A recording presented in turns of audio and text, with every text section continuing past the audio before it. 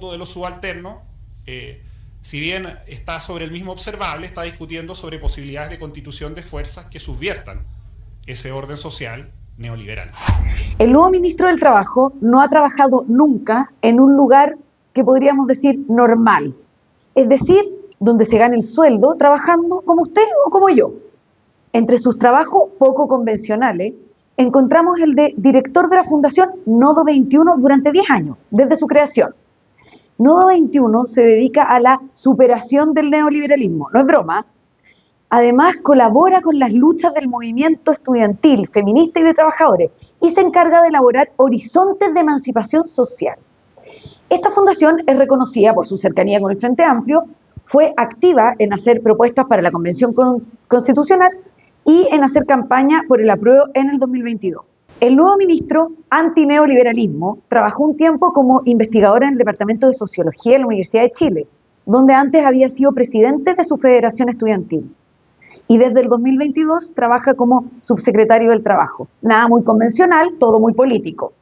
Giorgio Bocardo sigue la misma trayectoria laboral de su ex jefa, la ministra Matapaco, ahora candidata a presidente de los comunistas, que se dedicó a dirigir una fundación en el 2020 para posicionarse antes de comenzar su campaña legal para alcaldesa de Conchalí, y que también funcionó como un espacio para promover el apruebo en el plebiscito de entrada para que se cambiara la Constitución de 1980. Otra labor a la que se dedicó esta fundación, Ideas para Conchalí, mientras Jara la dirigía, fue perseguir a carabineros, presentando querellas por homicidio frustrado contra su general director por su presunta responsabilidad en las lesiones que sufrieron 2 personas supuestamente a causa de impactos de bombas lacrimógenas en el marco del estallido antisocial. Conforme a lo investigado por El Líbero, como directores de esta fundación acompañaron a Jara, su pareja comunista, Claudio Rodríguez, un compañero comunista, Santiago Arriagada, y su hermana Carolina. Todos ellos están trabajando hoy en cargos públicos repartidos por Boric. Jara y Bocardo, los encargados del trabajo en nuestro país, tienen en común su paso por fundaciones con fines políticos. Ya, pero no seamos mezquinos con la trayectoria de Jara. Ella también se ha dedicado a labores público-políticas pagadas por todos los que tenemos un trabajo normal. Así, fue fiscalizadora del Servicio de Impuestos Internos, jefe de gabinete de la Subsecretaría de Previsión Social en Bachelet II, jefa de gabinete del Ministerio de Desarrollo Social cuando su compañero Barraza estaba a cargo, subsecretaría de Previsión Social en Bachelet II, también trabajó, profesora en la Pública Universidad de Santiago y administradora municipal cuando su compañera Hasler era la que repartía las pegas municipales. Antes de estos logros, Jara fue también dirigente estudiantil y promesa del Partido Comunista.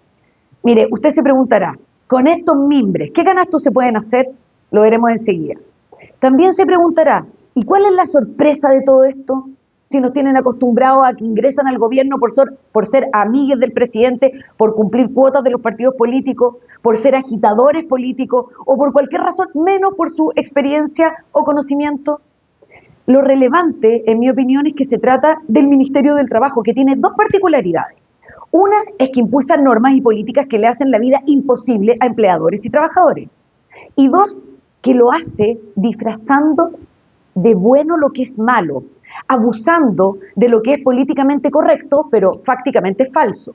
Mire, la hora de 40 horas es popular, políticamente correcta, pero sus resultados son la rigidez del mercado laboral, que solo es una barrera para el empleo y la formalidad. ¿Sabía usted que en los países desarrollados de la OCDE, en promedio, el máximo legal de la jornada semanal es de 42,2 horas semanales, según la OIT a datos disponibles del 2020? Y nosotros celebramos en Chile la reducción de la jornada de 40 horas con baile incluido de la ministra comunista. Un trabajador que quiere trabajar más, que quiere ganar más plata, no puede hacerlo.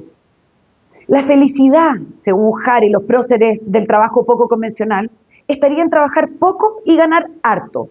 Y saben que de algún modo hasta los entiendo, dada su trayectoria profesional, pero esta no es la realidad.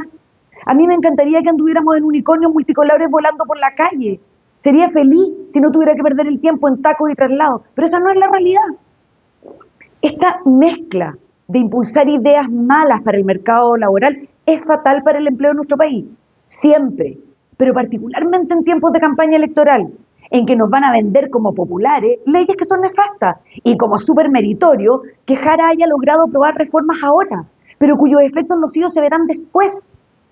Mire, esto no es nuevo, pasa siempre. Nos pasó con la reforma tributaria de Bachelet, cuyos efectos perjudiciales se han ido viendo paulatina, pero sostenidamente en el tiempo. ¿Se acuerdan? La reforma de Bachelet del 2014, que iba a lograr educación gratuita, universal, de calidad. Se suponía que además iba a recaudar 3,6 puntos del PIB. No lo hizo ni cerca. Pero aquí estamos, 10 años después, asfixiado con más impuestos, con una educación mucho peor y con un crecimiento que a partir de ese gobierno, por reformas como esa, alcanzó apenas un 1,8%. En el gobierno anterior a ese crecimos 5,4%, para que usted tenga una referencia. Y seguimos igual. El 2023 el mundo creció un 3% en promedio y Chile un miserable 0,2%. En 2024 un 2,6%. Que nos cobren más tributos nunca significó una educación mejor, ni que los pobres recibieran o reciban más o mejores prestaciones estatales, debido a que el gobierno termina pagando más por la misma prestación, por el despilfarro y el mal gasto, o que no puedan gastar más, porque como efecto de la reforma se detuvo el crecimiento económico, y por lo tanto se detuvo la recaudación fiscal. Y las oportunidades de empleo, se da cuenta que venden bien algunas leyes que son malas. La tía Janet nos vende ¿cuál? Cuento del tío, su norma Karin, que metió la perspectiva de género en todas las relaciones laborales, aumentando la conflictividad entre empleadores y trabajadores. Ya llevamos miles de denuncias por ley Karin. Jara va a seguir intentando convencernos, con el auspicio de parlamentarios de pseudo derecha y el silencio de Matei, que su reforma previsional es genial, cuando lo que hace es crear un impuesto al trabajo, meter el germen del reparto al sistema y dejar a los amigos del gobierno de turno administrando parte de nuestro ahorro. Miren, hasta el ingreso mínimo mensual es un cuento del tío. Esto sí que es impopular decirlo, porque se vende bien y fácil. Llegar y llevar. Si estoy de acuerdo con el ingreso mínimo mensual, soy solidaria y empática con los trabajadores. Los precios, incluidos los salarios, deben determinarse libremente en el mercado, mediante el acuerdo voluntario entre empleadores y trabajadores. El sueldo es un precio más. Si el Estado controla precios en el mercado laboral fijando un salario mínimo por encima del valor que el mercado asignaría, se rompe la coordinación espontánea entre oferta y demanda de trabajo. Cuando el salario mínimo es mayor al que algunas empresas pueden pagar o mayor al que ciertas habilidades valen en el mercado, esos trabajadores no son contratados. Por ejemplo, si un joven sin experiencia vale 400.000 pesos en productividad, pero el salario mínimo es de 510.000, la empresa no lo contratará, punto. Se genera desempleo o informalidad. O sea, es una forma de intervencionismo destructiva. Decretar aumento al salario mínimo no crea riqueza, sino que lo que hace es fijar una barrera a los trabajadores menos capacitados para entrar al mercado laboral y encarece para los empleadores crear puestos en este rubro. A la CUT, por supuesto, que le da lo mismo, ahora que anda proponiendo un salario mínimo de 700.000 pesos o poco más, porque la mayoría son comunistas y creen en la utopía marxista que se funda en la explotación de los trabajadores por la teoría del valor trabajo. Es una medida popular este ingreso mínimo mensual, pero que tiene efectos contraproducentes, porque impone una valoración coercitiva que ignora la realidad de cada trabajador y empleador. Además, este ingreso mínimo impide acuerdos voluntarios entre los partes. Aunque ambos quieran, imaginémonos, pactar 450.000 pesos, si la ley exige 510.000, ese contrato queda prohibido, incluso si ambas partes ganan con él. Esto distorsiona precios, genera desempleo, viola la libertad y descoordina el mercado. Los precios no deberían tocarse, pero tratándose de los salarios mínimos, igual como que lo aceptamos, está bien, dirían muchos. Esto es un error, racionalismo arrogante, creer que pueden controlar los políticos, imposturas intelectuales. No tiene justificación tampoco desde la perspectiva de la solidaridad, porque aquellas personas que estarían dispuestas a trabajar por un salario menor no significa que vayan a trabajar con un látigo, que sean esclavos. Y son justamente estas personas que con la fijación del salario mínimo se quedan fuera. Ojo, la mejor política social es la de pleno empleo. Dejen que los emprendedores creen empleo. Es esperable que los comunistas y frente amplistas crean que es estupendo que los políticos planeen la economía como si fuera posible hacerlo mejor que el mercado. Pero la verdadera amenaza ha sido siempre el socialismo, que intenta controlar lo incontrolable, la economía y la libertad humana. No ha sido el mercado el que fracasó, ha sido la arrogancia de creer que alguien puede reemplazarlo. Y esto aplica, por supuesto, para el mercado laboral. Por último, les cuento que hace unos meses una emprendedora en Concepción me dijo: Tardé 3 meses en sacar los permisos para abrir mi local. 3 meses. Y si no me equivoco, no puedo contratar a nadie, porque me liquidan con una multa. Ella no estaba pidiendo ningún subsidio.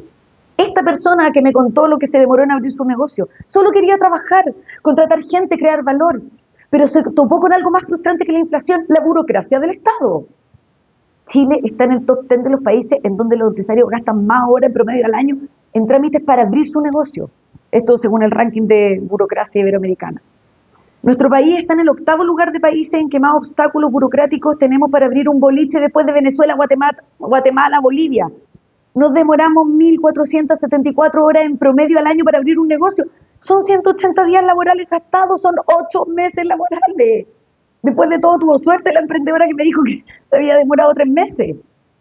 8 meses solo en poder cumplir con las regulaciones, como solicitudes de permisos para servicios básicos, trámite en el servicio de impuesto interno, en la municipalidad, permisos específicos según sea el sector productivo, etcétera, etcétera. Tanto trabajar para poder trabajar. Hashtag déjame trabajar debería ser la consigna. Esto es un reflejo que el verdadero enemigo del progreso no es el mercado, es el control. Ese sistema de control impulsado por Jari y compañía, que te castiga si te animas y te premia si te quedas quieto, que tiene a cientos de funcionarios que en vez de servir a la comunidad que los financia, se dedican a estorbarlos.